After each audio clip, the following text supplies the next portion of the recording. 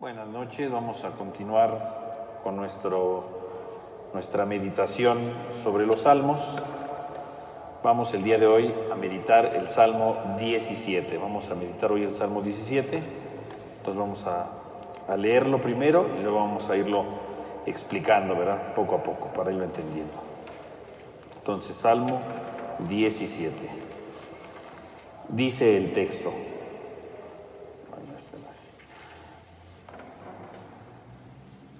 Oración de David. Escucha, Yahvé, mi causa, hazme caso cuando grito, presta oído a mi plegaria, que no haya doblez en mis labios.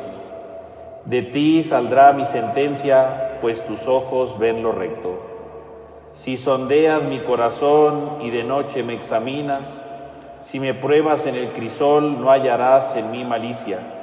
Mi boca no claudica al modo de los hombres. Siguiendo tu palabra he respetado las sendas trazadas, y ajustando mis pasos por tus veredas no vacilan mis pies. Te invoco, Dios, pues tú me respondes. Inclina a mí tu oído. Escucha mis palabras, haz gala de tu amor. Tú me salva de los prepotentes, al que se acoge a tu diestra. Guárdame como a la niña de tus ojos, protégeme a la sombra de tus alas, de esos malvados que me acosan, enemigos que me cercan con saña. Han cerrado sus entrañas, hablan llenos de arrogancia, avanzan contra mí, me cercan, me miran fijo para derribarme. Son como un león ávido de presa, como cachorro agazapado en su guarida. Álzate, Yahvé, enfréntate, derríbalo. Líbrame con tu espada del malvado, de los mortales. En tu mano, Yahvé, de los mortales cuyo lote es este mundo. Llénales el vientre de tus reservas, que se sacien tus hijos y dejen las obras a sus pequeños. Pero yo, rehabilitado, veré tu rostro. Al despertar te contemplaré hasta que quiera. Bueno, entonces ahí tenemos el Salmo 17, que es un salmo que, como escuchamos al inicio, ¿verdad? En su título dice Oración de David, por lo tanto pertenece a los salmos que se han atribuido precisamente a David, como ya habíamos analizado nosotros en la clase pasada, ¿verdad?, sobre estos salmos.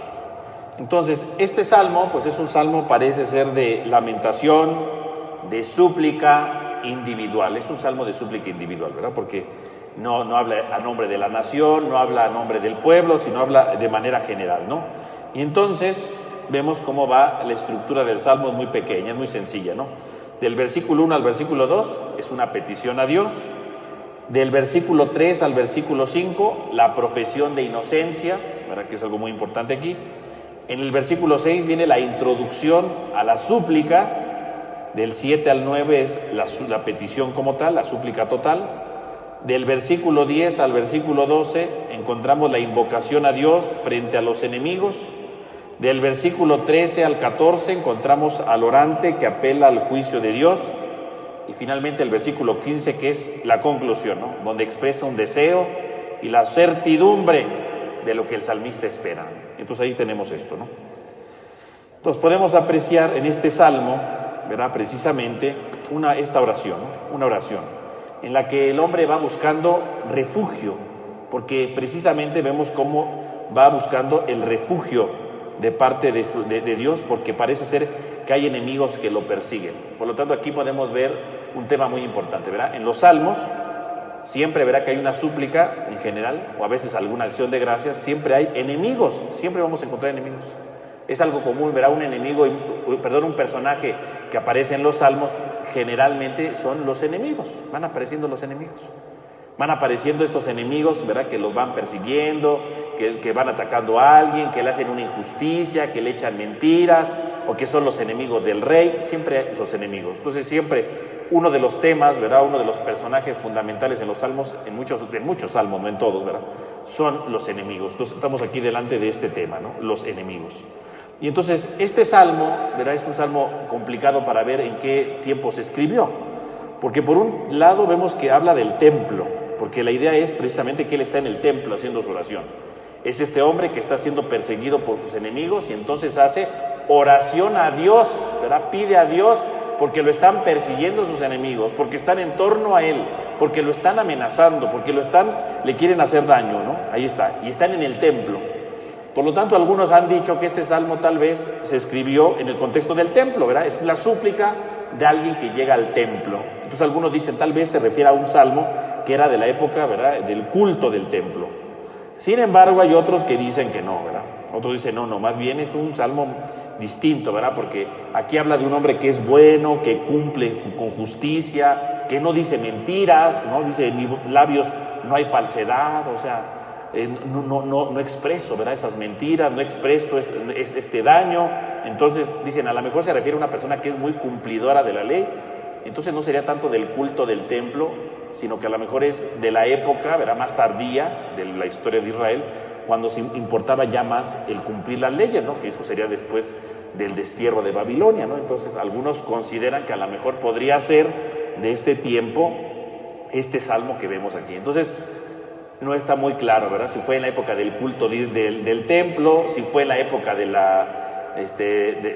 que se empezaba a vivir la ley, ¿verdad? Y entonces es un hombre que tiene que vivir la ley. Entonces no queda muy claro cuándo se pudo haber colocado esto. Algunos dicen que a lo mejor era un salmo, ¿verdad?, que era del culto y luego se salió para hacer una oración individual. Bueno, son hipótesis que vayan poniendo los especialistas, pero que en realidad no sabemos hasta qué punto realmente pues son así las cosas, ¿no? Entonces podemos decir que es un salmo que no queda muy cierto en qué momento se escribió. Lo que sí nos debe de importar entonces es su enseñanza, porque esta sí no queda detrás, ¿no? La enseñanza, así como tenemos ahí en Salmo, pues nos da una enseñanza muy importante.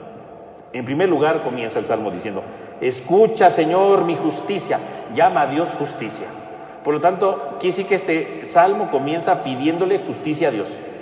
Es un hombre que está perseguido por sus enemigos, no sabemos por qué lo están persiguiendo, no dice el Salmo exactamente de qué lo están acusando. Algunos, ¿verdad?, viendo más o menos la manera como se está expresando, dicen que a lo mejor se le acusa de un robo, de algo parecido, pero no dice exactamente, ¿no? Pero este hombre justo pide justicia, por eso le dice, escucha, Señor, mi justicia. Y cuando dice mi justicia, está diciéndole a Dios, mi justicia. Tú, Señor, eres mi justicia. Tú, Señor, eres el justo, el que haces justicia, el que me haces justicia a mí y a todos los buenos. Entonces, escucha, Señor, mi justicia. Atiende a mi clamor, presta oído a mi plegaria. Y entonces, atiende a mi clamor, presta oído a mi plegaria. Entonces, aquí, ¿cuál es la plegaria? ¿Cuál es la oración del salmista? Su clamor, su grito, ¿no?, su lamento. Entonces, cuando uno hace oración, no nada más es hacer oración tranquilamente, ¿verdad?, ahí calladitos. A veces la oración, como este caso, ¿verdad?, es de alguien que tiene un clamor, que grita, que le grita a Dios, ¿verdad?, en el sentido de que siente dolor, se siente angustiado, se siente oprimido, se siente cabizbajo. Atiende a mi clamor, ¿verdad? O sea, me siento, ¿verdad?, con un vacío en mi corazón. Me siento con un vacío en mi vida ahorita. Bueno, entonces esta oración de este salmo la podemos aplicar claramente a alguien que también grita, que también expresa, que también siente algo, que siente necesidad de Dios y necesita gritar. También se hace oración gritando, ¿verdad? No quiere decir que esté en su casa esté gritando ahorita, ¿no?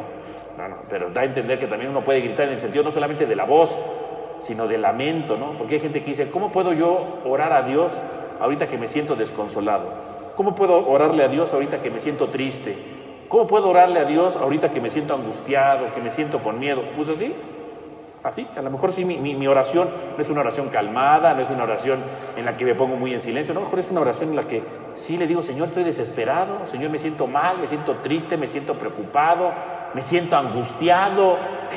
Es un clamor. La oración también es un clamor. La oración también es un grito. La oración también es un dolor, es una tristeza. También hay oración ahí. Sí, porque a veces pensamos oración, cuando alguien dice, vamos a hacer oración, de inmediato nos imaginamos a alguien hincadito, con las manos juntas, ¿verdad?, diciendo cosas muy bellas. No, a veces la oración también es un clamor. A veces también hacemos oración gritante, ¿no? En el sentido, sí puede ser que alguien grite, ¿no? Claro, ¿no?, físicamente, pero puede ser que del interior estemos gritando, ¿no?, en nuestro corazón, porque sentimos este dolor, porque sentimos una angustia, ¿no? También se hace oración en el clamor. El clamor es una plegaria a veces, ¿no? No siempre. pero a veces el clamor puede ser una plegaria. Entonces, alguien puede decir, ¿cómo rezo en un momento de tristeza? Parece que hasta grito, parece que hasta lloro. Pues así el salmista, imagínense, la imagen de este salmo, ¿cuál es? Que el salmista, ¿verdad? El que está haciendo la oración, está corriendo porque lo están persiguiendo, porque lo están acusando de algo, y entra al templo para esconderse, para refugiarse, porque más que esconderse, para refugiarse. Y cuando entra al templo le dice a Dios, ayúdame, hazme justicia. Esa es la idea del salmista, A lo mejor si nosotros no nos están persiguiendo ni nada, pero a lo mejor sí me siento, ¿verdad? Perseguido no por unos hombres, ¿verdad? Como este hombre, pero a lo mejor sí me están persiguiendo mis preocupaciones, ¿no? A lo mejor me están persiguiendo ahorita mis angustias. A lo mejor me están persiguiendo ahorita mis dolores, mis desánimos, mis tristezas. A lo mejor me están persiguiendo ahorita. A lo mejor voy corriendo, ¿verdad? Y siento, ¿verdad? Que me está aquí ahogando, ¿verdad? Porque tengo enemigos que se llaman tristeza, ¿no? Que se llaman problemas, que se llaman preocupaciones. Y voy corriendo porque me siento desesperado. Voy corriendo porque me siento angustiado. Voy corriendo porque no sé qué hacer. Y a lo mejor, Señor, ayúdame porque no tengo trabajo, ¿no? Señor, ayúdame porque me siento angustiado, porque tengo miedo. Señor, ayúdame porque no entiendo qué está pasando ahorita. Pues eso es una oración. Y este salmo es esto. Un hombre que se siente angustiado, imagínenselo ustedes, adentro del templo y la idea es que lo están rodeando todos, ¿no? Están rodeando el templo para agarrarlo, ¿no? Y él dice, ayúdame, Señor, ayúdame. Y así estamos muchos hoy día, ¿no? Ahorita con lo de la enfermedad y muchos que están en su casa, pues puede estar así, ¿no? Y están adentro de su casa, ¿verdad? Y sienten, ¿verdad?, cómo la enfermedad los está rodeando, ¿no? Porque lo rodean con las noticias, lo rodean con chismes, lo rodean con sus miedos, porque a veces da miedo, nos rodea. Señor, ayúdame. Nuestro clamor, este salmo lo podemos aplicar ahorita en nuestros días, ¿no? Digo, puede ser la enfermedad, puede ser un problema, lo que quieran. Ahí está el salmista que grita a Dios en su necesidad. Ahí está haciendo oración. Y entonces empieza, ¿no? Y entonces obviamente cuando alguien hace oración, pues uno sabe que es pecador, ¿no? En el caso, el salmista de esta ocasión que estamos analizando, él se reconoce una persona buena, es decir, yo hago el bien. O sea, ¿por qué me están persiguiendo si yo hago el bien? Entonces, es que soy un desgraciado, pues me lo tengo bien merecido, pero no. En este caso, ¿verdad? Este salmo se enfoca en un personaje que hace el bien, ¿no? En alguien que se esfuerza por hacer el bien. Porque en mis labios no hay falsedad. O sea, cuando dice mis labios no hay falsedad, significa no solamente que no echa mentiras, sino que a lo mejor en su interior las ha tenido, ¿verdad? En su interior las tiene, pero que no las ha expresado, no las expresa, ¿no? O sea, ha sabido decir la verdad. Tú me harás justicia, porque tus ojos ven lo que es recto. Si examinas mi corazón y me visitas por las noches, si me pruebas al fuego, no encontrarás malicia en mí. Mi boca no se excedió ante los malos tratos de los hombres. Yo obedecí fielmente tu palabra, y mis pies se mantuvieron firmes en los caminos señalados. Mis pasos nunca se apartaron de tus huellas. Empieza él a disculparse, no es una profesión de inocencia, o sea, me están persiguiendo injustamente, ¿no? Que a lo mejor también nosotros podríamos decir, pues a lo mejor tengo este problema, tengo este miedo, pero ¿por qué tengo miedo, no? ¿Por qué tengo este miedo si yo me he portado bien, me he hecho mi esfuerzo, ¿no? ¿Por qué tengo miedo, verdad? ¿Y por qué me está pasando esto en el país cuando yo ni siquiera tengo culpa de nada, ¿no? A lo mejor puede ser nuestra inocencia, ¿verdad? Este salmista de inmediato empieza a hacer su oración de inocencia, ¿no?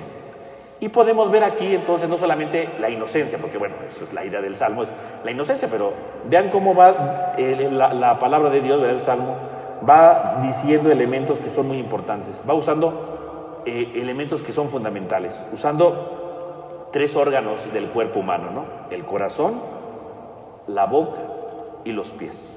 Y con eso nos va dando los elementos de la vida espiritual. ¿Qué es lo que hace un hombre que está unido con Dios? ¿Cuáles son las características que tiene un hombre que está unido a Dios? ¿Cuáles son esas características? En primer lugar, dice el corazón. Dice, si examinas mi corazón y me visitas por las noches, si me pruebas al fuego, no encontrarás malicia en mí. Entonces, primera categoría, en mi corazón no hay malicia. Examina mi corazón, no hay malicia. Segunda categoría, la boca. Mi boca no se extendió ante los malos tratos de los hombres. Y obedecí fielmente tu palabra, la boca. Entonces mi corazón no tiene malos sentimientos, ¿verdad? Malas intenciones, no hay malicia en mi corazón. Mi boca, ¿verdad? No se ha dejado, ¿verdad? No se extendió, ¿verdad? En los malos tratos ante los hombres, o sea, no contestó con agresiones, ¿no? Su boca es firme, es fiel a la palabra de Dios. Y tercero, los pies. Mis pies se mantuvieron firmes en los caminos señalados.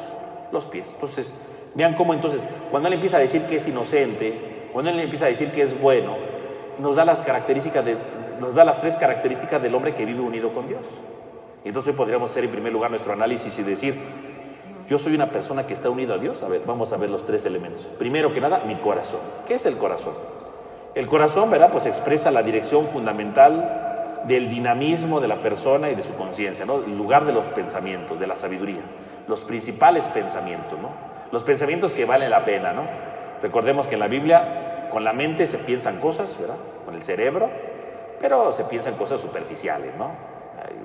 Hoy amaneció nublado, qué feo se ve el día, bueno, pienso cosas tontas, ¿no?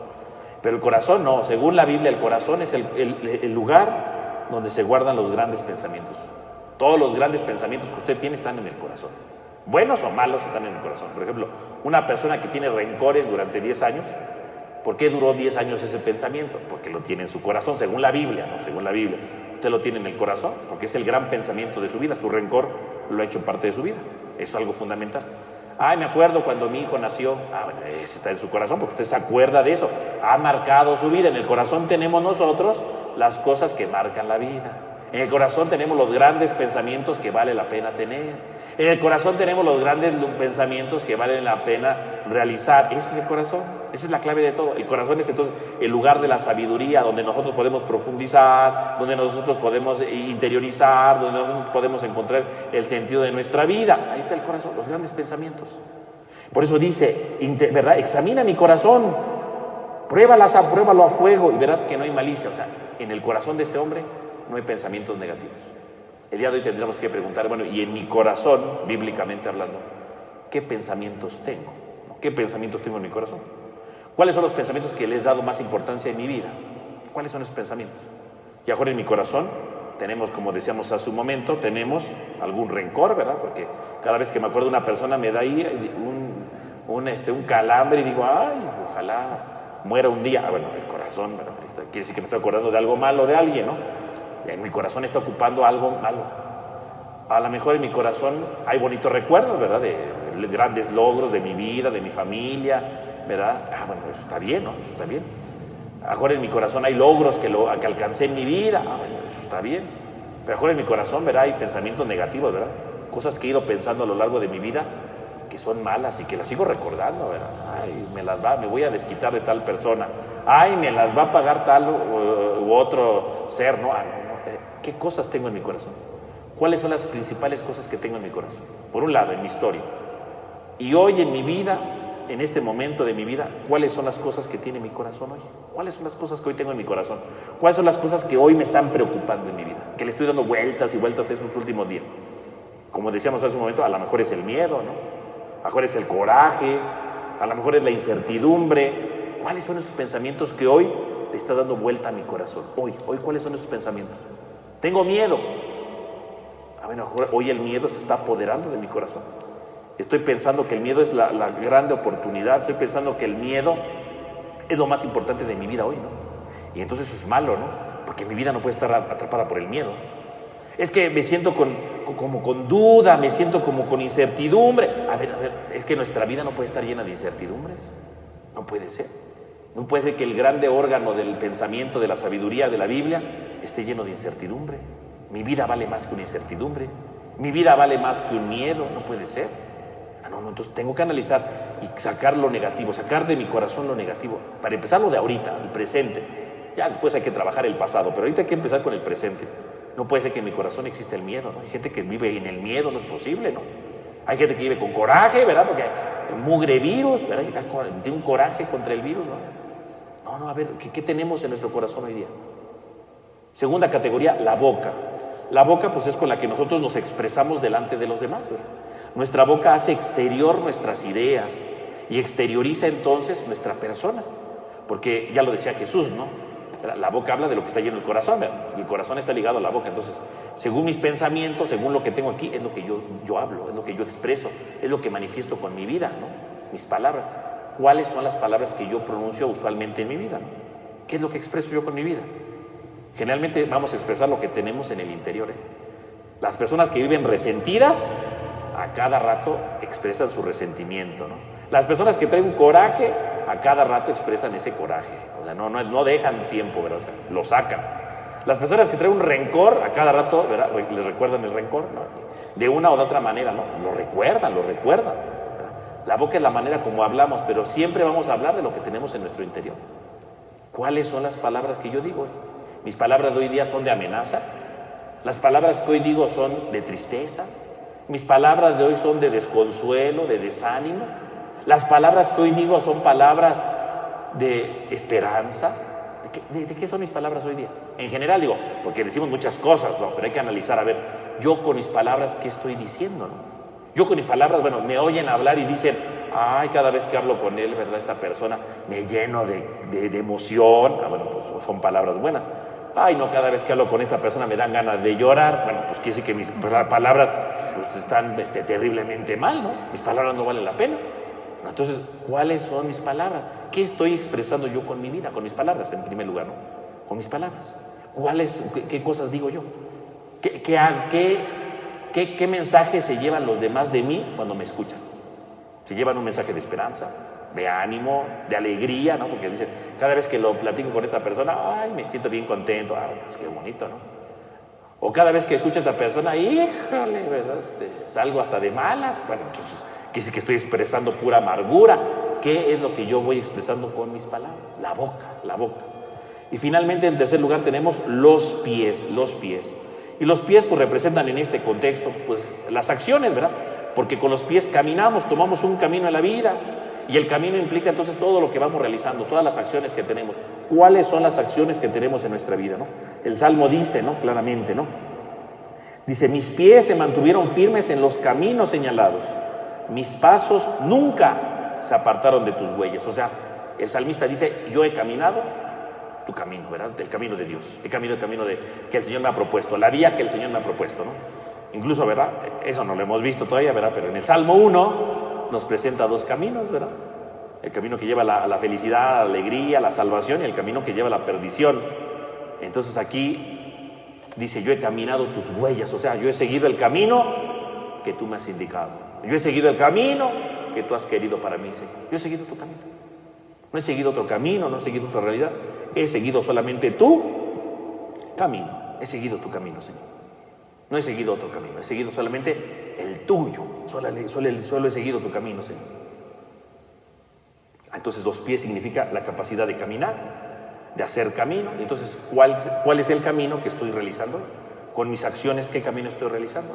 Así como mi boca expresa cosas, mis acciones verán mi camino. ¿Qué camino estoy tomando hoy día?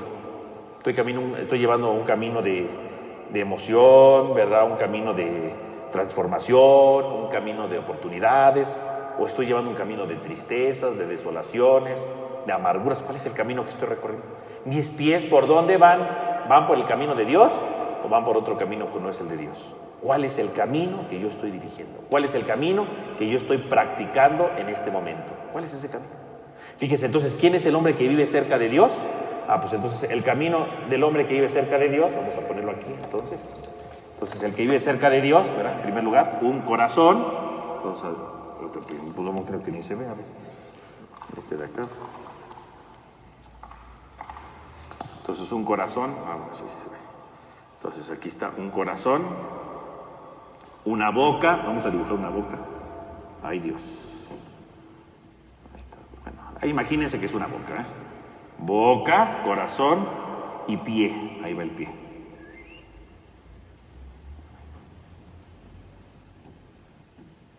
Ahí está. Bien, entonces, el hombre que vive cerca de Dios tiene un corazón donde sus pensamientos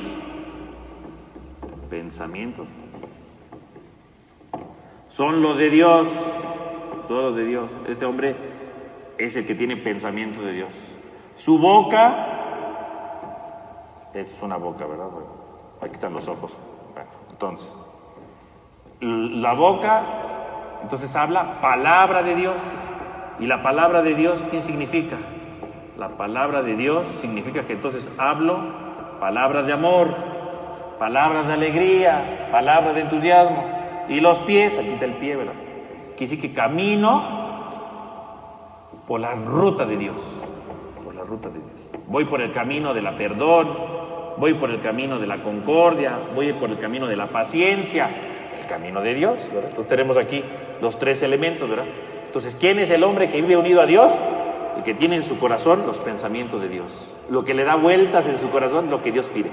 ¿Y qué pide Dios? Amor, esperanza, ánimo. Habla la palabra de Dios, habla palabras que alegran al otro, habla palabras que animan al otro, habla palabras que transforman la vida del otro. Y el pie, voy caminando por la vía de Dios, voy caminando por la vía de la esperanza, por la vía del entusiasmo, ¿verdad? Estoy haciendo cosas para que los demás también caminen por este camino, con paciencia, ¿verdad? No me enojo mucho, ¿verdad? Trato de controlar mis palabras para no ofender a los demás, ¿verdad? Voy caminando por la ruta de Dios, acompañado de su palabra y del pensamiento. Entonces, estos tres órganos, ¿verdad? Si vamos por el ruta de Dios, es un hombre, aquí está el hombre, que es un hombre de Dios, le pertenece a Dios, vive unido con Dios, vive unido con Dios, eso es lo clásico, eso es lo importante. Entonces, aquí tenemos nosotros, ¿verdad? Estos tres elementos, estos tres órganos para entender justamente el sentido, ¿verdad? El sentido de la vida en Dios, ¿no? El sentido de la vida en Dios, ahí está, ¿no? Ese es el hombre espiritual. Entonces, ¿quién es el hombre que vive cerca de Dios? El que tiene su corazón, sus pensamientos con Dios, el que tiene sus palabras, la palabra de Dios, anuncia palabra de Dios, ¿verdad? Y camina por la ruta de Dios. Ese es el hombre santo, podemos decirlo. El hombre de Dios, el hombre que le pertenece a Dios, ¿no? Eso es lo importante, ¿no? Y entonces, ahí termina, ¿no? Entonces, siguiente paso. Entonces viene el versículo 6 del Salmo, ¿no? Dice, yo te invoco, Dios mío, porque tú me respondes. Fíjense, eso es muy bonito. Yo te invoco, Dios mío, porque tú me respondes. O sea, ¿por qué invoca el salmista a Dios? Porque sabe que le responde. Dios no se queda callado. O sea, Dios no lo deja en visto, ¿verdad? Así como los mensajes, ¿no? Dios no deja en visto. Dios siempre responde. Si uno hace oración con Dios, es porque uno sabe que Dios siempre le responde. Dios siempre responde. Dios no nos deja en visto. Dios no nos dice, otro día con más calma le contesto. No. Nosotros sí somos así. No, Dios no. Dios siempre responde. Dios no es que se quede callado, ¿verdad? Y no diga nada. No. Dios siempre responde. Siempre está dispuesto a actuar. Siempre está dispuesto a intervenir. Dios no se queda callado. Yo te invoco, pero yo invoco a Dios. Yo te invoco, Dios mío, porque tú me respondes. Aunque a veces se tarda. Eso sí, Dios se tarda. Y esto es muy importante. Cuando hacemos oración, tenemos que entender que Dios nos responde luego. Dios sabe cuándo actuar. Dios sabe cuándo actuar. Porque no siempre actúa cuando queremos, ¿no? O sea, porque no. Dios también, así como siempre responde, o sea, toda oración que usted haga, toda oración, Dios se la va a responder, toda. Aunque a veces se tarda. O responde de la manera que menos imaginamos, también, también. Porque a veces, Señor, tengo este problema, ¿verdad? Queremos que Dios resuelva las cosas. No, Dios tarda a veces o Dios responde de otra manera, pero Dios nunca nos va a dejar en visto. Dios siempre va a responder. Dios siempre responde. Nadie puede decir, es que Dios nunca me respondió. No, siempre responde. A lo mejor no me respondió como yo quise, o a lo mejor se tardó, pero a veces se tarda no porque no quiera responder, sino porque Dios espera el momento preciso para responder. Dios sabe cuándo responder. Así como los papás, ¿verdad? Saben perfectamente cuándo darle algo a su hijo, o cuándo no, cuándo decirle o cuándo no, ¿verdad? Porque van buscando el mejor momento. También busca el mejor momento. Dice, ahorita no necesita esto, ¿no? Ahorita no es necesario aquel otro, ¿no? Entonces Dios a veces se tarda. Dios se tarda a veces, pero siempre responde. Y responde a veces no como queremos, responde de otra manera, pero siempre responde. Nunca piense que Dios no responde, nunca piense que Dios está ahí. Ahora, algo muy importante que a lo mejor nosotros no nos damos mucho cuenta aquí en la traducción, ¿verdad? Es que aquí dice, yo te invoco, Dios mío. Le llama Dios mío, Dios, la palabra Dios. Y curiosamente no le dice Yahvé. Cuando leemos nosotros el Salmo, ¿verdad? Lo que pasa es que luego aquí le ponen Señor, ¿no? Si usted en su Biblia ve que dice Señor, Señor quiere decir Yahvé. Nada más que como Yahvé es el nombre sagrado, luego la Biblia prefiere quitarle el Yahvé y le pone Señor, ¿no? Pero todo el Salmo le llama Señor, todo el Salmo le llama Señor. Pero en este versículo 6 no le llama Señor, no le llama Yahvé, le llama Dios. Y Dios, ¿verdad? Dios, vamos a ponerlo aquí. En hebreo, la palabra que aparece ahí en hebreo, valga la situación, ¿verdad? Porque es la palabra, bueno, es el nombre, el nombre, él, así. Yo sé que para usted, él, se está imaginando ahorita el artículo él, pero no, va con esta comita aquí, que es una letra hebrea. Entonces, él, este es un nombre de Dios, él, el Dios, él, así se llama él. En hebreo dice él, pero no es el pronombre él, sino es el nombre él. ¿Y por qué se le llama a Dios él? El nombre él representa en la antigüedad, ¿verdad?, al príncipe de los dioses, al Dios que está sobre todos, al grande Dios, ¿verdad? Recordemos que cuando los israelitas, ¿verdad?, en la antigüedad, ¿verdad?, para llegar a la idea de que existe un solo Dios, tardaron muchos siglos. No crea usted que luego. Ellos creían en un solo Dios, pero ellos también pensaban que existían otros dioses, ¿no?, de los otros pueblos, que los otros pueblos tenían otros dioses.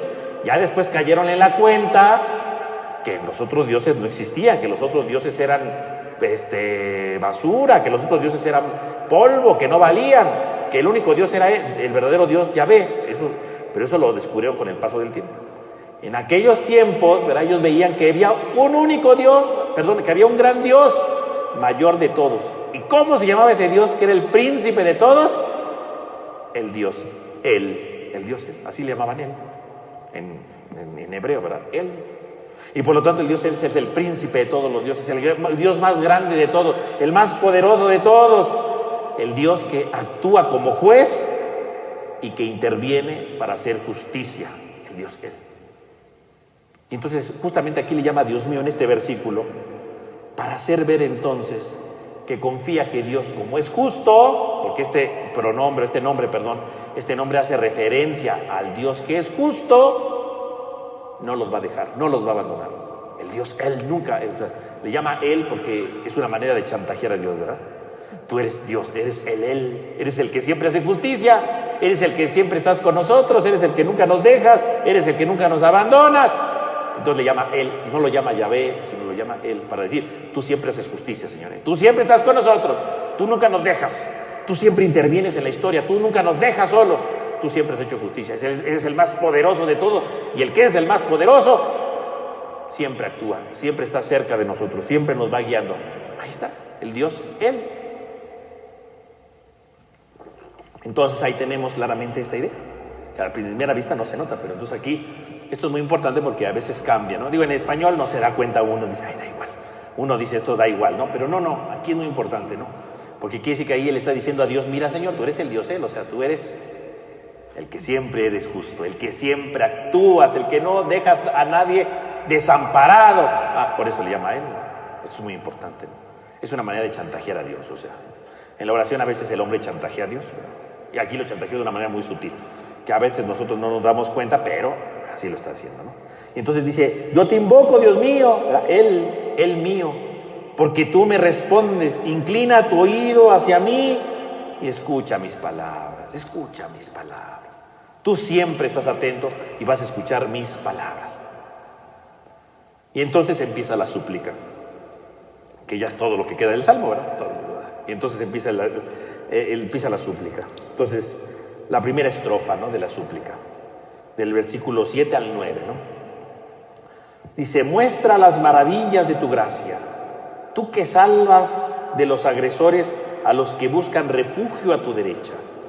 Protégeme como a las pupilas de tus ojos o a las niñas de tus ojos. Escóndeme a la sombra de tus alas, de los malvados que me acosan, del enemigo mortal que me rodea. Y entonces empieza a decir, ¿por qué le hago oración a Dios? Porque Dios me protege. Y entonces toda esta estrofa es muy bella, porque esta estrofa hace ver entonces, precisamente, cómo Dios nos protege en todo momento, ¿no? Y entonces va hablando aquí de la seguridad que Dios le da, ¿no? La seguridad que solamente Dios puede dar, la seguridad que solamente Dios entrega, ¿no? Y entonces la idea es lo que decíamos ahorita, ¿no? Que el salmista está en el templo, ¿verdad? Entonces se queja, mira, me están persiguiendo, ¿verdad? Yo soy bueno.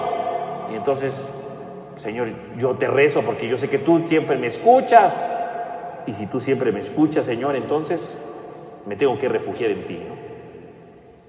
Muéstrame las maravillas de tu gracia, tú que salvas de los agresores a los que buscan refugio a tu derecha. Primera categoría, la derecha. ¿Qué cosa es la derecha?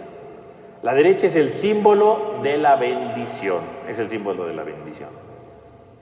A la derecha, siempre que ven ustedes la derecha, en la Biblia es la bendición. Entonces, cuando ustedes ven la derecha, dicen, signo de la bendición. Entonces, cuando Jesús, por ejemplo, ¿no?, en el Evangelio de Juan, capítulo 21, ¿no?, cuando dicen, a ver, echen las redes a la derecha es el símbolo de la bendición, ¿verdad? Por lo tanto, quiere decir que la pesca va a ser fruto de la bendición de Jesús, ¿no? Por eso a la derecha, ¿no? En cambio, la izquierda, pues es signo de la maldición, es signo de algo negativo, ¿verdad? La derecha es eso. Entonces, cuando dice, buscan refugio a tu derecha, ¿qué significa? Que Dios los bendice, que Dios viene a bendecir al hombre para protegerlo. La bendición de Dios protege al hombre, la bendición de Dios protege al hombre siempre, ¿no? Al hombre que es perseguido, al hombre que es injuriado, al hombre que es calumniado, Dios lo protege con su bendición. Primera categoría, la bendición de Dios. Y esta bendición de Dios, entonces, va acompañado de otros dos elementos, dos símbolos, ¿no? Dice, protégeme como a la niña de tus ojos, escóndeme a la sombra de tus alas. Entonces aquí hay dos símbolos. Por un lado, la niña de los ojos, o las pupilas, ¿no?, y las alas, ¿no?, que son signos de la providencia divina. Dios siempre está actuando, Dios siempre nos protege, con delicadeza, con amor, con intimidad. Eso es lo que hace ver, ¿no? Y entonces, ¿qué son las niñas de los ojos o las pupilas, ¿no? Esto es un símbolo muy importante, muy grande y extraordinario, ¿no? Es un signo que ya aparece, por ejemplo, en el libro del Deuteronomio, ¿verdad?, capítulo 32, versículo 10 al 11.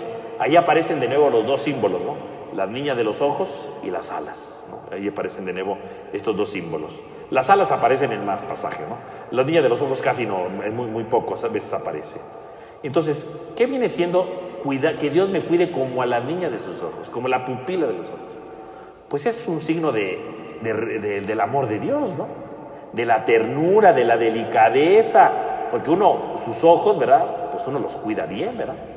Uno no amanece diciendo, voy a pegarme en el ojo, pues no, ¿verdad?, porque pues no vería, ¿no? O sea, las pupilas, ¿verdad?, pues son un órgano que es sensible, ¿no? Es un órgano que es frágil y que merece cierto cuidado, ¿no? No es cualquier cosa, porque yo con mis manos, bueno, puedo agarrar cosas, ¿verdad?, y medio me puedo raspar y no pasa nada, ¿verdad? Pero los ojos no, ¿verdad? Nadie va a decir, me voy a hacer una raspada de ojo, pues no, ya me quedé ciego, ¿no? Los ojos, ¿verdad?, uno los tiene que cuidar bien, ¿no? Los ojos son muy importantes, son un órgano que es delicado en cierto sentido, ¿no? Por lo tanto, cuando dice, cuídame como la niña de tus ojos, es, Señor, me reconozco lo más frágil de este mundo. Me reconozco lo más indigente de este mundo, lo más frágil. Así como los ojos son frágiles, cuídame como a la niña de tus ojos significa, Señor, reconozco que soy una persona sumamente frágil y que necesito un cuidado delicado de tu parte. Eso le están diciendo en primer lugar el salmista, ¿no? Necesito realmente que me des este cuidado, ¿no? Que me des este cuidado, que realmente me cuide, Señor, porque me siento frágil. O sea, en medio de todos estos miserables que me están persiguiendo, que me están rodeando, pues soy como la niña de tus ojos. Soy alguien sumamente frágil, soy alguien sumamente necesitado de ti. Por lo tanto, cuídame como la niña de tus ojos. Pero no solamente significa eso. Ese es un primer nivel, ¿no? Decirle, Señor, cuídame como a la niña de tus ojos. Señor, soy frágil, ¿verdad? Con cualquier cosa me deshago. Y bueno, y si hay un montón de rufianes que me están persiguiendo, pues por supuesto que me van a desarmar, ¿no? Me van a destruir. Cuídame como a la niña de tus ojos. Pero también el símbolo es muy importante, porque cuídame como a la niña de tus ojos habla entonces del cuidado de los ojos. Y los ojos en la Biblia, bueno, pues es algo muy importante, ¿no? Los ojos son lo que nos ayuda a juzgar las cosas, ¿no? A entender la realidad, ¿no? Yo con los ojos entiendo la realidad. Yo con los ojos entiendo lo que está pasando aquí. Yo con los ojos enjuicio las cosas. Entonces, cuídame como la niña de tus ojos, también significaría, Señor, cuida mi mirada, cuida mi manera de juzgar, porque en el momento de la persecución puedo juzgar las cosas de manera equivocada. Puedo juzgar las cosas de manera errónea. Puedo juzgar las cosas de manera inequívoca. Ayúdame, Señor, a no juzgar las cosas como están ocurriendo, ¿verdad? Es que tengo este problema. Cuando tenemos un problema, bueno, pues juzgamos las cosas desde nuestro problema, ¿no? Y podemos echar culpabilidades de cosas que ni valen la pena. Podemos echar pestes de cosas que no valen la pena. Podemos decir cantidad de cosas que no valen la pena, porque nuestros juicios no son los más acertados y nuestros juicios no son los mejores posibles. Por lo tanto, cuídame como a la niña de tus ojos, significa entonces, Señor, cuida mi mirada en estos momentos. Imagínense que está perseguido aquí, que se siente que se muere, pues ¿cómo va a enjuiciar todo? Puede decir, mi vida es un desastre, mi vida es un caos, no valgo la pena, ¿para qué nací? ¿No? Pues sí, porque la desesperación hace que yo enjuicie mal las cosas. Pero si yo le digo, Señor, cuídame como a la niña de tus ojos, soy frágil y ayúdame a cuidar bien mi visión. Ayúdame a no ver las cosas equivocadamente, ¿no? Porque cuando estamos tristes, todo lo vemos desde la tristeza, ¿no? Mi vida no vale la pena, ¿no? Ahorita estamos en una época de pandemia, muchos están encerrados. ¿Cómo enjuician su vida? Ya me desesperé, qué horrible vida, ¿verdad? Mejor ya, Señor, ya mejor quítame la vida, ¿verdad? Pues sí, ¿no? Porque nos sentimos mal, nos sentimos presionados, ¿no?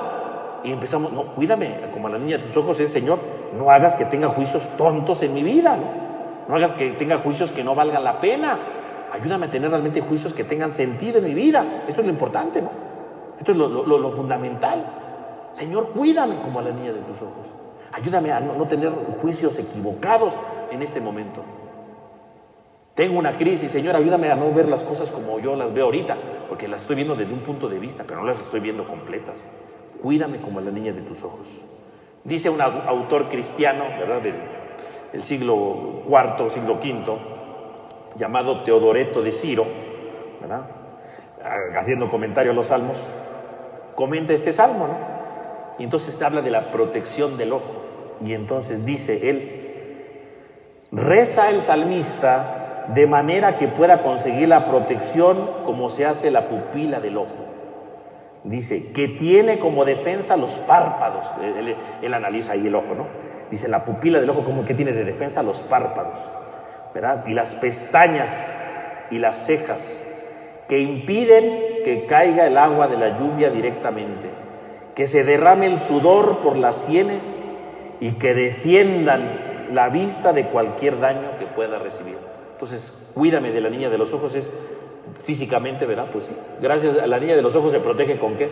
Con las pestañas y con las cejas, todo, ¿verdad? Todo esto que tenemos aquí, pues sirve precisamente para que no le entre tanta basura al ojo, para que no entre cualquier líquido al ojo, ¿verdad? Todo esto, si Dios es el que nos cuida, ¿verdad? Dios es como nuestras pestañas, ¿verdad?, como nuestras cejas, que impiden que el sudor, que impiden que la lluvia, que impiden que ciertas mugres entren a nuestro ojo. Y ciertamente, cuando estamos tristes, entran cantidad de mugres, ¿verdad?, a nuestros ojos. Quieren entrar muchas, ¿no? Desánimos, tristezas, ¿verdad? El sudor, ¿verdad?, el cansancio de la vida. ¿Cuántos dicen, ya estoy cansado de mi vida, ya estoy cansado de esto, ya no vale la pena vivir? Cuídame como a la niña de tus ojos, Señor, ¿verdad?, que no caiga esa mugre, ¿verdad? Porque es una mugre eso, ¿no? Eso es un contaminante, eso es una basura, que en lugar de ayudarnos, que en lugar de hacernos crecer, nos disminuye. Cuídame, Señor, como a la niña de tus ojos. Teodoreto de Ciro, ¿verdad?, pues este es padre de la iglesia, ¿verdad?, que es hace una pequeña reflexión, ¿verdad?, sencilla, pero es cierto, a veces nosotros dejamos que entren tantas cosas en nuestros ojos, no físicos, sino en nuestros juicios, ¿no?, por el ambiente que nos rodea. Entonces, no dejemos, pidámosle a Dios que no nos deje que nos entren cosas que no vale la pena en nuestros ojos, en nuestros juicios. Cuídame como a la niña de tus ojos. Y luego las alas, ¿no? Y entonces, ¿qué son las alas, verdad? Cúbreme bajo la sombra de tus alas. Las alas, ¿verdad?, pues hacen sombra, ¿verdad?, como un signo de protección, ¿verdad? Así como un pájaro, ¿verdad?, en su nido, extiende sus alas, ¿verdad?, para cuidar a sus polluelos, ¿verdad?, los va cubriendo. Es un signo de protección, las alas es un signo de protección. Refugiarse, ¿verdad?, para protegerse ahí, ¿no? Quiere decir que entonces, precisamente, es la idea, ¿no? Señor, cuídame, así como un ave, ¿verdad?, cuida a sus polluelos, también cuídame a mí, ¿no? Así lo dijo Jesús, ¿no? En Mateo 23, 27 lo dice, ¿no? Da esa comparación también. Y entonces, otro padre de la iglesia, ¿verdad?, de esto que estamos hablando ahorita, ¿no?, llamado Casiodoro, así se llamaba el señor, Casiodoro, dice, las alas se comparan con los cuidados paternos. La misericordia y la caridad constituyen como las alas del Padre, las que solicita ser debidamente protegido. Esta comparación proviene de los que custodian a sus polluelos por la longitud de sus propias alas. Entonces, ¿qué es el cuidado, dice, de las alas? El cuidado paterno de la misericordia y la caridad, ¿no? Quiere decir que Dios nos cuida con su misericordia y su caridad. Nos protege de nuestros pecados. ¿Cómo? Con su misericordia, porque nos perdona, ¿no? con la caridad, porque podemos cambiar, porque podemos ser mejores. El Señor nos protege. En el momento de la crisis, Señor, cúbreme con tu misericordia. Cuando parece que mi vida es un asco, cúbreme para que vea el amor de la vida de los demás, para que vea que no es tan fea mi vida, para que vea que vale la pena. Cuando estoy desilusionado, ¿verdad? Cúbreme con tus alas para ver que hay otras cosas que se pueden hacer. Porque a lo mejor sí, ¿verdad? Fracasé, a lo mejor no obtuve lo que yo quise, a lo mejor me equivoqué. Pues sí, cúbreme con tus alas porque lo necesito. Cúbreme con tus alas porque necesito de verdad que estés conmigo, porque necesito que me ayudes. Cúbreme con tus alas, Señor, cúbreme con tu amor, que sienta tu amor en ese momento, que sienta el ánimo, que no me sienta menos, ¿no? Por ejemplo, ahorita, ¿verdad? Estamos en este momento de crisis, pues sí, a lo mejor, Señor, cúbreme para ver el lado bueno de la vida, ¿no? Porque a lo mejor algunos, ¿verdad?, que están ahí con sus hijos todo el día van a decir, ay, son unos monstruos en vida. No, cúbreme con tus alas, o sea, ayúdame a reconocer otras cosas buenas de esto, ¿no? Porque hay cosas buenas que a veces no las vemos porque nos fijamos solamente en las malas. O a lo mejor con esta situación que vivimos, ¿verdad? Pues sí, a lo mejor nos frustramos. A lo mejor teníamos una fiesta y ya no la pudimos hacer. A lo mejor teníamos algún compromiso y ya no lo pudimos hacer porque nos tuvimos que encerrar. Cúbreme, Señor, y ayúdame a ver que pues eso se puede hacer otro día, se puede cumplir todavía. Y que ahorita puedo valorar otras cosas. Cúbreme para que vea el amor en este momento de crisis. Cúbreme a la sombra de tus alas. Y entonces, ¿verdad? Pues el salmista, ¿verdad?, que se siente ya amenazado, pues pide esto, ¿verdad? Se siente como si fuera a ser casado, ¿no? Y entonces empieza a describir a los que lo persiguen. Dice, ellos han cerrado sus entrañas, hablan con arrogancia los labios, sus pasos ya me tienen cercado y se preparan para derribarme por tierra, como un león ávido de presa, como un cachorro agazapado en su guardia. Ahí están. ¿Quiénes son sus enemigos? Como un león con su presa, ¿no? O sea, pues él siente que sus enemigos son como un león, ¿no? Lo van a destrozar. Como un cachorro agazapando en su guardia. O sea, un cachorro, ¿verdad?, se va a entender, ¿verdad?, que está ahí escondido y cuando menos lo imaginen va a saltar para agarrarlo, ¿no? Entonces, compara a sus perseguidores con bestias, ¿no? Bestias salvajes, ¿no? Es una idea de la bestialidad. Y a diferencia de él, ellos son lo contrario de lo que él vive, ¿no? Porque vean, hablan arrogancia con sus labios, ¿no? En cambio, sus palabras de él son buenas, ¿no? Sus pasos ya me tienen cercado. ¿Para dónde van los pasos de sus enemigos? Para destruirlo. En cambio, sus pasos van en la voluntad de Dios. Vean cómo se parece a la primera parte, ¿no? Pero la que podemos llamar la atención aquí es la primera frase, ¿no? Han cerrado sus entrañas. Este han cerrado sus entrañas puede entenderse en el sentido, ¿verdad? Las entrañas es el lugar de la misericordia. Cerrar las entrañas significa que no tienen misericordia, están llenos de odio, ¿no? Por eso lo están persiguiendo, porque no son capaces de ser misericordiosos. Pero hay otra traducción posible de esta frase, donde dice, han cerrado sus entrañas, ¿verdad? Hay una traducción posible, ¿verdad? Cambiando unas vocales se puede cambiar otro significado, y en hebreo, y se puede traducir como su grasa se ha encerrado en ellos. Su grasa se ha encerrado en ellos. Y uno dirá, ¿su grasa se ha encerrado en ellos? Sí. ¿Qué significaría eso? Eso es muy interesante. Esta traducción tiene una implicación espiritual interesante. Cerrar la grasa que cierra, ¿a qué se refiere? No se refiere solamente a que sea alguien obeso, ¿verdad? Y digan, es un globo viviente. No solamente es eso. Sino, sobre todo, es una connotación ética. Porque la grasa en la Biblia puede significar, ¿verdad?, lo que oprime las vísceras, lo que oprime el amor y por lo tanto lo que impide la compasión. Así lo dice también el Salmo 73, su corazón está espeso como grasa. Entonces la grasa puede representar entonces lo que impide el funcionamiento de las vísceras y por lo tanto el funcionamiento del amor. La idea del salmista es que entonces las vísceras están llenas de grasa, porque la grasa significa el odio, ¿no? La grasa significa el rencor, ¿verdad?, la venganza, que no son capaces de vivir el amor, que no son capaces de vivir el perdón, que no son capaces de ser generosos. Esa es la grasa, ¿no? Es la grasa que lo está destruyendo, está impidiendo el buen uso de sus vísceras. Y ahí está la grasa, ¿no? Sus enemigos son grasosos, o sea, son incapaces de vivir el amor, porque la grasa de su coraje, la grasa de su envidia, está impidiendo el uso de la víscera del amor, de las entrañas de compasión. Esa es una frase, y la misma idea, ¿no? Vean cómo la grasa crece y me impide crecer. Y esos son sus enemigos. A lo mejor nosotros somos grasosos, no físicamente, sino espiritualmente, ¿verdad? Y hemos dejado que una grasa, ¿verdad?, cubra mi corazón con tanto odio que no le hablo a tal persona, ¿no? Pues ahí está la grasa que no te deja crecer, ¿eh? Ahí va la grasa creciendo de la avaricia, ¿verdad? Porque no eres capaz de compartir nada. La grasa crece, ¿no?, espiritualmente hablando, ¿no? Su grasa se ha encerrado en ellos, dice, ¿no? Puede concluirse, ¿no? Y luego dice el salmista, ¿no? Levántate, Señor, enfréntalos, doblégalos y líbrame del malvado. O sea, fíjense, los enemigos lo están cercando, Dios le contesta, ¿no? Levántate y enfréntalos, líbrame de los malvados. Tú con tu espada y con tu mano, Señor, sálvame de los hombres, de los mortales que lo tienen todo en esta vida. Llénales el vientre con tus riquezas, con sus hijos que también queden hartos y dejen los restos para los más pequeños. Yo, por mi inocencia, veré tu rostro, al despertar me saciaré de tu imagen. Y entonces termina el salmo con esto, ¿no? Al despertar. Quiere decir que entonces estamos ante un salmo que se llama salmos que relatan una incubación. ¿Qué es una incubación? Porque uno piensa en incubación y está pensando en un niño que está ahí, ¿verdad?, incubando. No. Un salmo, una idea de incubación es una expresión antigua para referir a alguien que se metía en la noche a un templo para dormirse en el templo, para refugiarse de algo, ¿no? Para refugiarse de la noche, para refugiarse de una dificultad, para refugiarse de un enemigo, porque efectivamente cuando entraba uno al templo, los enemigos no podían entrar al templo, ¿no? Así como este salmista, ¿verdad?, que va corriendo, se esconde en el templo, porque sabe que adentro del templo no le pueden hacer nada. Entonces, por eso se supone que están rodeando el templo, para que cuando salga, lo agarren. Porque en el templo nadie puede entrar al templo a hacer desmanes y agarrar a un hombre, ¿no? Porque es un lugar sagrado, ¿no?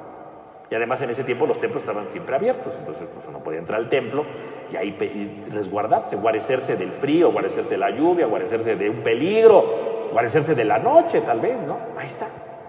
Por eso se llama incubación, un salmo de incubación, que quiere decir alguien que entra al templo, se incuba entre comillas, es decir, se duerme en el templo y despierta al día siguiente para salir y seguir su camino, ¿no?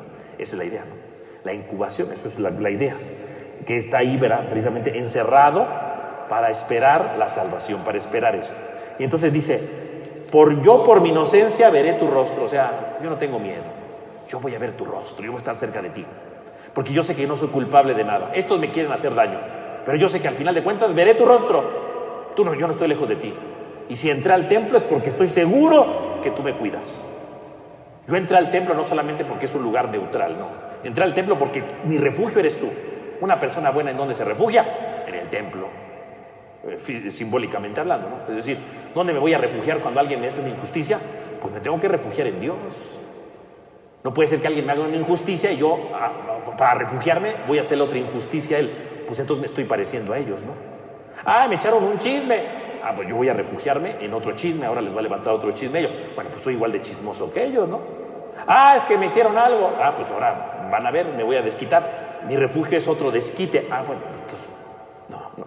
Si yo soy de verdad inocente, si yo le pertenezco a Dios, entonces el hombre que le pertenece a Dios, ¿cómo se va a refugiar? En el templo, es decir, se va a refugiar en la presencia de Dios, se va a refugiar en el amor de Dios, se va a refugiar en la misericordia de Dios, y por lo tanto se va a refugiar en el perdón, porque no va a desquitarse, se va a refugiar en la esperanza, porque no va a dejar que la tristeza le gane, se va a refugiar en el amor, porque no va a permitir que el odio gane en su vida. Refugiarse en el templo significa, no en el templo físico, en este lugar, no. Refugiarse en el templo significa que vivo refugiado, que vivo unido profundamente a Dios. Y que ante la calumnia, ante la burla, ante el chisme, ante la maldad, yo me refugio en Dios. ¿Por qué? Porque nunca voy a responderles igual que ellos. Nunca voy a responderles igual. No voy a ser igual que ellos. Yo me refugio en Él. Y entonces somos invitados ahora, en este tiempo, pues a refugiarnos en Dios, a refugiarnos en el Señor, a refugiarnos en su amor, en su misericordia, a refugiarnos siempre en Él, en su amor, en su esperanza, no permitir que nada nos gane, no permitir que el desánimo nos gane, que la desilusión nos gane, no, a refugiarme en Él, porque Él le da sentido a mi vida, porque Él le da sentido a mi historia, porque Él me ayuda a entender las cosas desde otro punto de vista. Por eso dice al final, al despertar me saciaré de tu imagen, al despertar. O sea, de entender que se va a dormir y cuando despierte se saciará en su imagen. Así como la idea es que cuando yo me levanto desayuno, ¿no? Por eso dice, me saciaré de tu imagen. ¿Cuál va a ser el desayuno de este Señor? La imagen de Dios. O sea, la justicia de Dios. Dios va a hacer algo para que sus enemigos no lo dañen. Entonces la idea es, cuando yo me levante, ¿qué voy a desayunar? La justicia de Dios, la imagen de Dios. Me saciaré. Fíjense, no solamente dice veré la acción de Dios, no. Saciarse quiere decir llenarse, ¿no? Estar completamente lleno. Entonces, me saciaré significa voy a estar completamente lleno, satisfecho por la imagen de Dios. Dios me va a llenar. Dios me va a llenar. Pero qué curioso, porque dice me saciaré de la imagen. ¿Y qué quiere decir me saciaré de la imagen? Es que voy a llenarme, voy a estar lleno de la presencia de Dios, voy a estar lleno de la dulzura de Dios. Pero no dicen qué consiste. Bueno, consiste en la justicia de Dios, pero nunca dice exactamente si cuando despierte, porque no dice, me saciaré de tu imagen, es decir, voy a contemplar tu imagen. Nunca dice cómo va a actuar Dios, nunca dice. Ya lo dijo antes, ¿no? Que Dios lo va a defender, que Dios va a atacarlo, pero al final de cuentas el salmista no dice, me desperté y vi a mis enemigos ahí tirados. No dice eso. No dice, me desperté y mis enemigos ya no estaban. No dice eso. El salmo se queda abierto.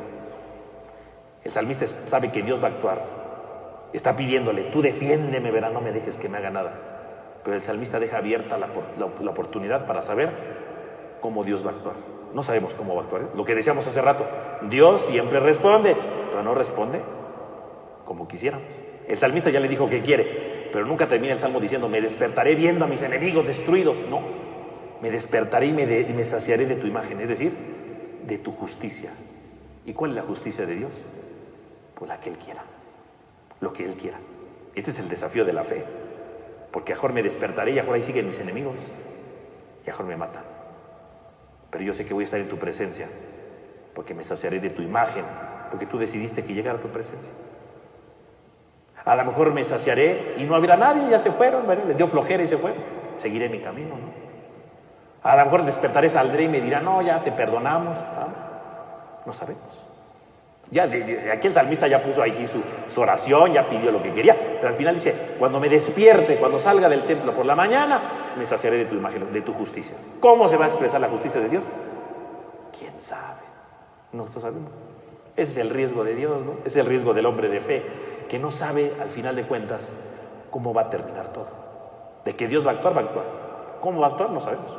Si Dios sí destruyó al enemigo, si se fueron, si lo van a perdonar, o incluso a lo mejor lo matan.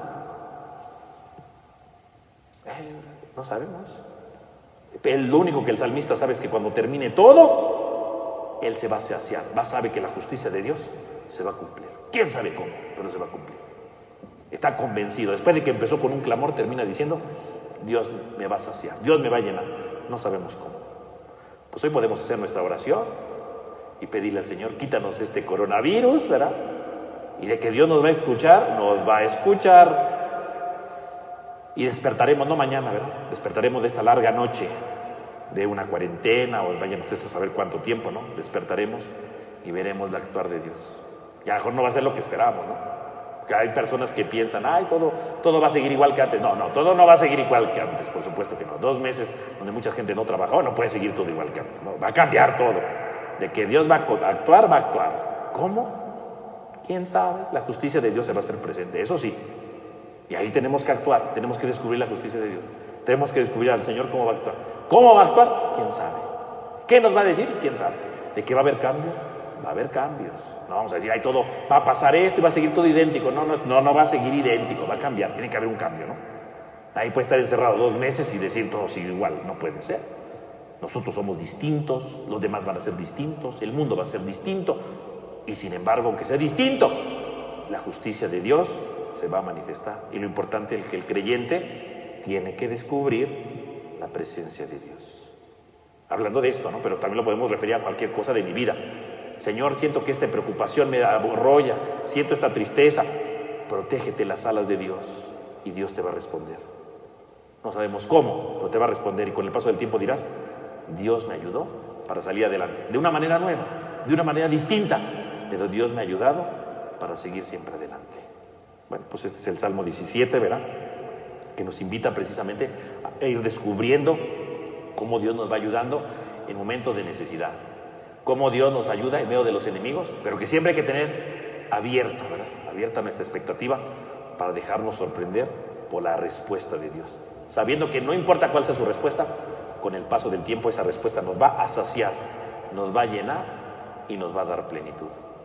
Bueno, pues con esto, ¿verdad?, terminaríamos de tarea, ¿verdad? De tarea, pues hay que lean el Salmo 17 de nuevo y piensen, ¿verdad? Piensen dos cosas. Uno, si estos órganos, ¿verdad?, el corazón, los labios, los pies, ¿son de verdad de Dios? Mi corazón, mis pensamientos son los de Dios, o cuáles son los pensamientos que tengo ahorita. Mis labios, mis palabras son las de Dios, o estoy diciendo palabras que no valen la pena. Estoy llenando de tristeza, de desánimo a otros. Mis pies van por la ruta de Dios o van caminando por un camino que no es de Dios. Primera reflexión. Y segundo elemento para reflexionar durante esta semana. Señor, pedile al Señor en la oración, ¿verdad? Ayúdanos a descubrir tu saciedad. Ayúdanos a despertar y ver tu presencia hoy día. No solamente cuando termine la pandemia, no. Mañana, cuando me despierte, ¿verdad? ¿Cómo puedo descubrir a Dios en mi vida? Así como el salmista, me saciaré de tu imagen. Yo me sacio de la imagen todos los días que despierto.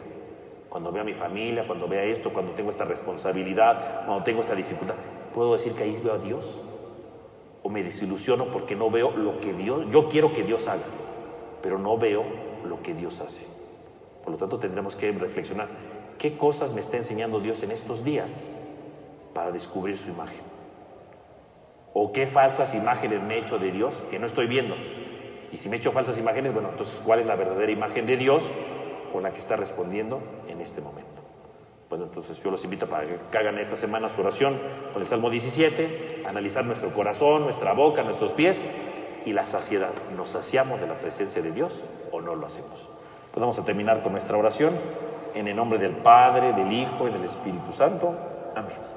Te damos gracias, Señor, porque nos permite reunirnos en este día para meditar lo necesario en nuestra vida de oración y así poder descubrir tu presencia y lo que nos llamas a vivir en cada día. Te lo pedimos a ti que vives y reinas por los siglos de los siglos. Amén. Pues que tengan todos una buena noche. Nos vemos la próxima semana y en la semana les vamos a subir también el esquema de oración del Salmo 17. Que tengan todos un buen descanso.